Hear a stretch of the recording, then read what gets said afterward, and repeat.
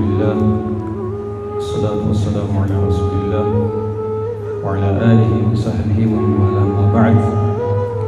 السلام عليكم ورحمة الله وبركاته. يقول الله عز وجل: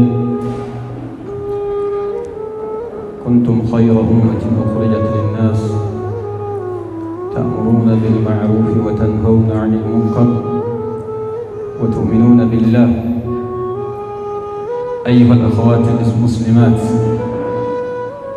وبلينتين ربك إن سبحانه وتعالى قرأ ديني تأكل يامو قرأ إسلام تأكل يامو محاسن tola islaamummaadha, bareedina islaamummaadha, ulfinna islaamummaa akka walittim nu ajaja. Akkasuma immoo islaamummaa keessatti gahee dhiirri qabu, gahee dubartiin qabdu, gahee dargaggeessi qabu, gahee manguddoon qabu, gahee du'aanni islaamaa qabu, gahee abbootiin aangoo islaamummaa keessatti qaban, gahee abbootiin qabeenyaa islaamummaa keessatti qaban,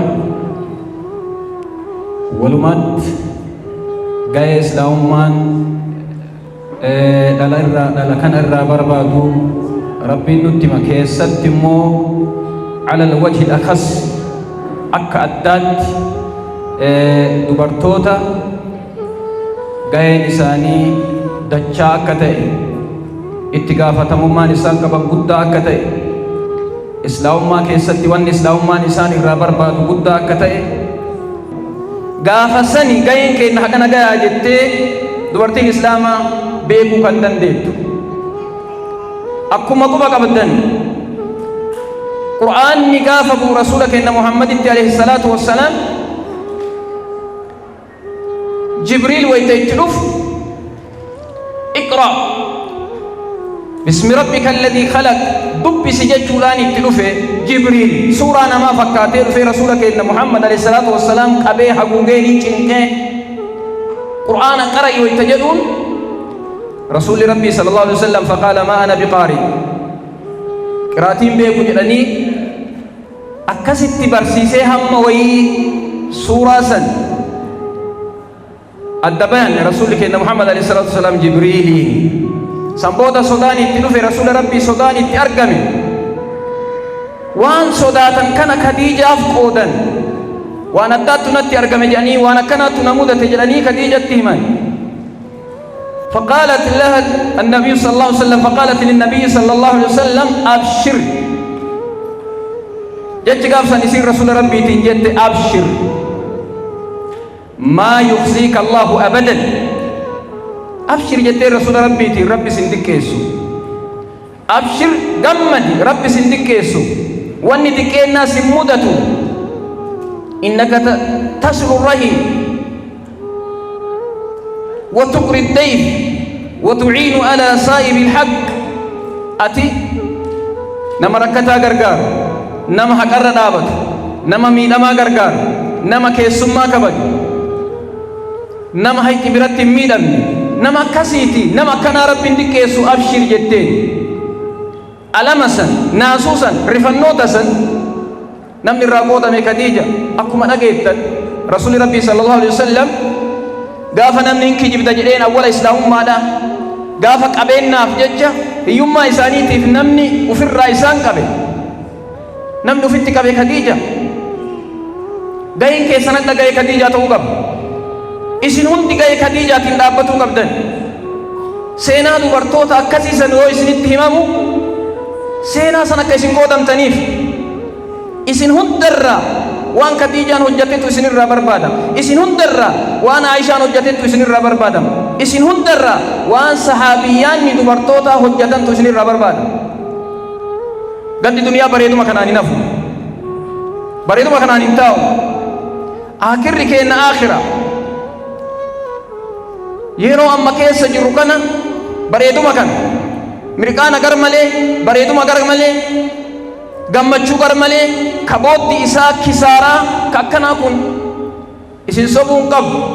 Achi keessatti uf laaluu qabdan, achi keessatti uf laaluu qabdan. qoonni isinirra jiru dachaadha. Ani walakkaa dhiiraa isiniin jedhu qoonni isinirra jiru bar islaamummaa keessatti qooda ol aanaa dhiiraa oliittu isinirra jira. Manaa fi alatu isin eeggata. Obboleeyyan kiyya manaa fi alatu isin eeggata. Isin nama ilmaan islaama nama qopheessu irraayi. Isin madrasa mana barumsaati barisin kana dagatuu qabdan. Inni kun dagatame taanaan islaamummaan dagatamu beeka. Al-ummu madrasa haadha jechuun mana barumsaati jedhani. Al-ummu al-madrasata al-uulaa jedhan manni barumsa jalqabaa haadha. Kanaaf Khadiijaa radiyallahu anha akkuma rasuulli rabbii jedhan sallallahu alaihi wasallam darajaa isiin argatte kaman dhageettan san rabbiin salaama itti qara'e keessaa takka Khadiijaa bar sila wanni kana ol nama gammachiisu jira. Guyyaa gaaf tokko rasuulli rabbii sallallahu alaihi wasallam bakka isaan jiranitti Khadiijaan itti dhufaa jirti. Siinqii wayii isaanii qabattee dhufaa jirti. Dursee Jibriil rasuula rabbiitti dhufee waan jedheen yaa rasuulallah Khadiijaan isin dhufu jirti. Khadiijaan yoo dhufte rabbiin salaama narraa itti qara'ii jedheen erge jedhe Jibriil. Rabbitu hadiisa sahiha rabbitu rasuula keenya Muhammaditti Jibriiliin erge yaa Muhammad salaama narraa Khadiijatti qara'i. Hagam nama gammachiisa subhaanahu wa ta'ala. Osoo namnummaan tokko eebalu salaama si qara'e jedhanii namni adda hagam gammada.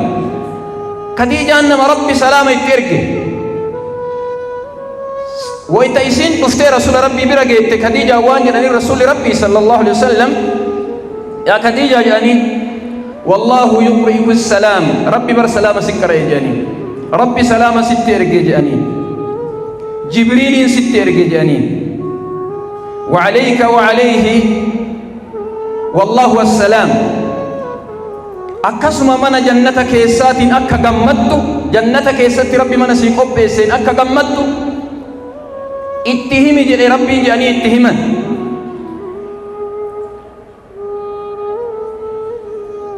Ashra mubasharaa kurnan warra jannatan gammachiifamanii dhageettanii jirtan. Qoonni dubartiin qabdu sanii gadi akka hin ta'in nama keessaa dhiira keessaa namni salaamni haga an beekutti haga yaadadhutti salaamni rabbi irraa itti ergame jiru Khadiijaa malee. Rasuulli rabbii kanaafuu sallallahu alaihi wasallam guyyaa gaaf tokko Aishaa waan isii dubbannaan bakka isiin hin jirretti rasuulli rabbii waa sadi waa jajjaba dubbatan. Obboleettii Khadiijaa takkatu jira haalatu tajed haalatu bintu Khuwaylid tajedhamtu haalaa jedhanii obboleettiin Khadiijaa jirti. Gaafa Khadiijaan hin jirretti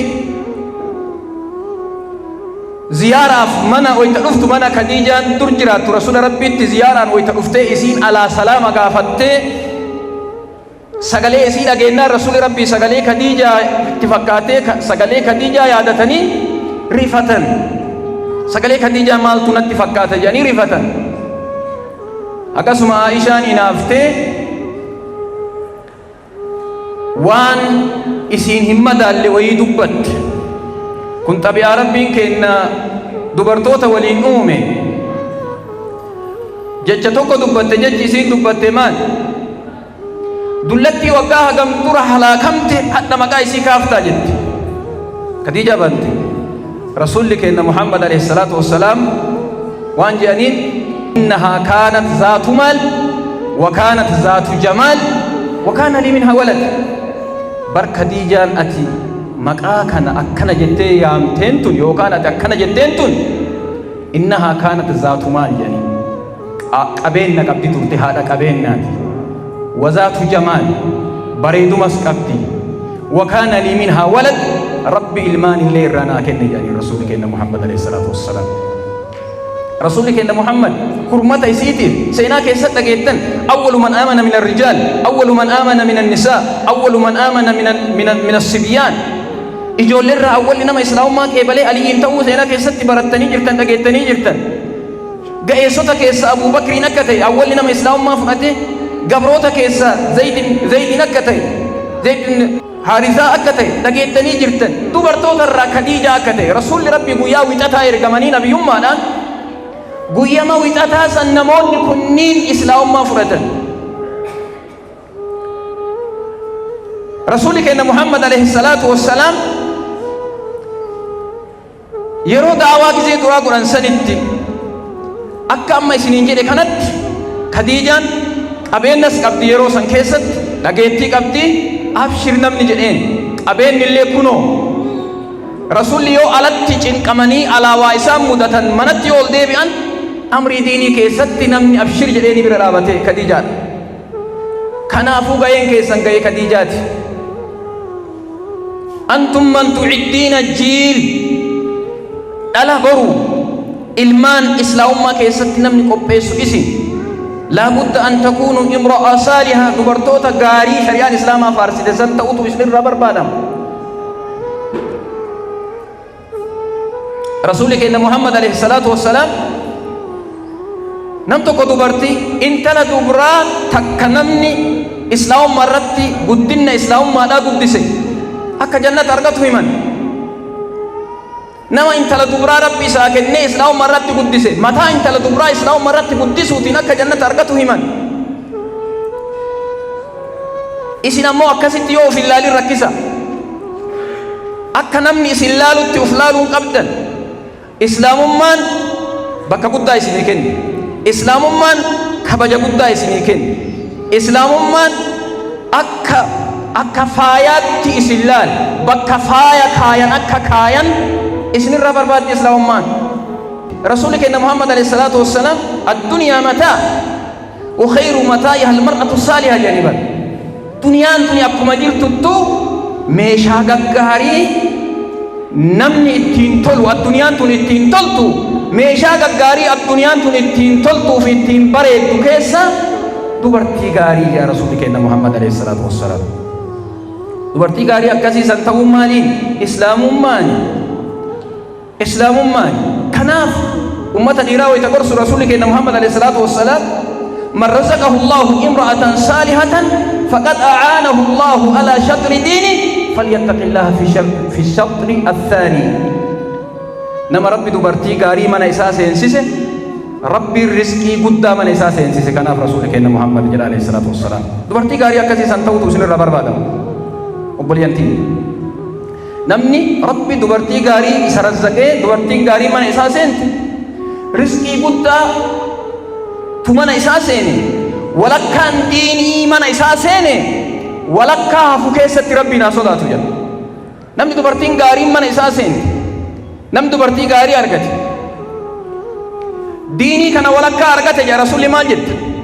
Matammaan isiin gaariin sun dubartii gaarii jechuun ta islaamummaan tolte jechuu ta akhlaaqni isii tole ta akhlaaqni isii islaamummaa deemsi isii islaamummaa teessumti isii islaamummaa haasoyni isii islaamummaa gammachuun isii islaamummaan ka ta'e gaddi isii islaamummaan ka ta'e filannoon isii islaamummaan ka ta'e bayaagaluun isii islaamummaan ka ta'e uffanni isii islaamummaan ka ta'e saahibni isii islaamummaan ka ta'e jireenyi isii guutuun ka islaamummaan ta'e hiya almar'atu saaliha. Dubartii gaarii jechuun dubartii akkasiisani.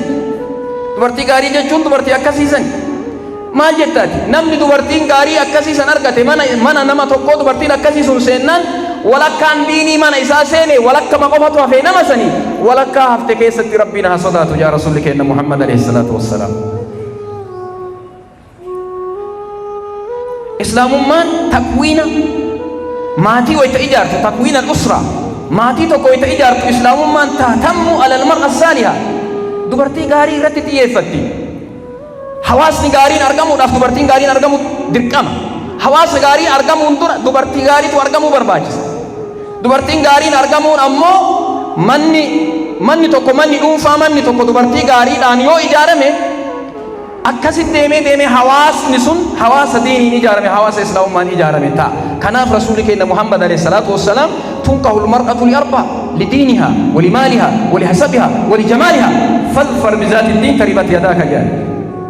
Dubartii takka namni kakaa dhimatuuf gariin qabeenya laalee gariin ammoo bareeduma gariin zarii laala diinii illee namni laala qooda kana keessa diin filadhu yookaan harki kee daratti maxxante jedha Rasuuli rabbi. Qooda arfan dubbatame kana keessa bareeduma qabeenya warra zarooma warra abbaa eebalu warra akkasii ganda akkasii afraffaan diini kana keessa دين فلان يا رسول ربي عليه الصلاة والسلام ويتماتين إسلاما من نقارين أكا إجارة ويتبرباد فلان نو كان كنا درجة جيسا دين فلان دواتي يو أكا سنتين harki kee daaraa harte ja rasuuli rabbi salphinni si qunname jechu hiyyummaan si qunnamte jechu rakkoon si qunnamte jecha kanaafuu akkuma hedduun keessan dhageettan hayyuu herregaa tokko ture khawaarizimiin nama herregaan beekamu hadiisa kana waa'ee akkaataa herregaatiin nuu himimee jedhaniin hadiisa kana inni ogummaa herregaa qaba mee hadiisa kan akkamitti kayfa tusawwir akkamitti sawwarta hadiisa kan akka herregaatti jennaani waan jedheen dubartii yoo diin qabaatti lakkoofsa tokko kaayir jedhe duniyaa qabaannaan zeerootti dabalii jedhe kuran taana fakkaata bareeduma qabaannaan zeerootti dabalii jedhe dhibba taana fakkaata zariin isii gaarii taanaan illeen zeeroo itti dabalii jedhe akkam ta'a kuma ta'e diin yoon qabaanne ammoo lakkoofsa tokko san biraa fuudhi jedhe wanni gadafe maal inni zeeroo ta'ee hafa jechuudha diinii lakkoofsa tokko kaayii jedhe bareeduma qabaannaan zeeroo itti dabalii jedhe kuran ta'a zarii gaarii kan namni ilaalu san jechuudha zarii gaarii taanaan zeeroo itti dabalii jedhe akka dhibba ta'u akkasuma ammoo hasaba gaarii wanni kadhafu zeeroo akka hin qabne beekna kanaaf diinii ijaaramu isinirraa barbaadu diinii isinirraa qooda guddaa qaba islaamummaan isinirraa akka namni isin laalu isin laalinaa isin diinii bakka guddaatti isin laalu kalee uummanni arabaa intala dubaraa wayita akka jirtu awwaala dhageettanii jirtan seenaa keessatti jirtu awwaala dogongoratu akkas isaan godhe islaamummaa dhabutu akkas isaan godhe namni tokko wayita haati manaa isaa galuudhaaf guyyaa keessa seenu siree ijaaree siree qopheessee bakka isiin itti deemtu siree duubatti boolla qopheesse intala dubaraa tanaan achumatti bobbaatii waliin awwaala gariin isaa ammoo tursiisee haga gaafa isiin taphattuutti haga gaafa isiin uf beeytuutti haga gaafa isiin abbaa ayyaa jechuu dandeettuutti tursiisee da'urraa fageessee boolla qopheessee guyyaa gaafa isii jirtu awwaallu hedduu sagantaa guddaa taasisee nyaachisee obaasee ebalu hadha intala dubaraa awwaalata jedhanii gammachuudhaan sagantaa isaa kana itti yaa'anii irraa affeeramanii nyaachisee obaasee dhumarra fuudhee farda duubaan kaatee gulufeeni bagdaa irraa fageessee jirtu isii awwaalee wayita deebuu keessa ture kadhee dur islaamummaan duratti akkas ture islaamummaan hoo karramal mar'aa islaamummaan dubartii kabaja kenniteef islaamummaan dubartii ulfeessite hin garree rasuulli keenya Muhammad waan jedhu alayhi salaatu wassalaam ma akramahunna illa kariim wa ma ahanahunna illa la'iim dubartii namni kabaju nama kabaja qabu jedha aslan dubartiin nama kabaja qabu biratti kabaja argatti jedha jireenyuma hawaasummaa keessattuu uumaa namaa kana yoo laaltan namni gariin nama dubartiif bakka kennu nama dubartiif kabaja kennu manuma isaa keessattuu jechuudha manuma isii keessattuu ilmaan isii keessatti jireenya hawaasummaa keessatti nama dubartiif bakka kennu argitan nama garii namni akkasii sun nama guddaa kanaaf rasuulli rabbi nama guddaa malee namni isii guddisu hin jiru diqqaataa malee namni isii diqqeessu hin jiru yaa rasuulli rabbi alayhi salaatu wassalaam kanaaf islaamummaan bakka akkanaa isinii kenna islaamummaan bakka guddaa isinii kenna islaamummaan gahee guddaa akka isinirraa barbaadu gaheen keessan islaamummaa keessatti laafaa beekuu qabdanii guyyama akkana walgeettan kana qofa osoo hin taane wanti gahee dubartiin islaamummaa keessaa qabdu ka walitti haasayamu beekuutu isinirraa barbaadama. Kebor Multimedia Production.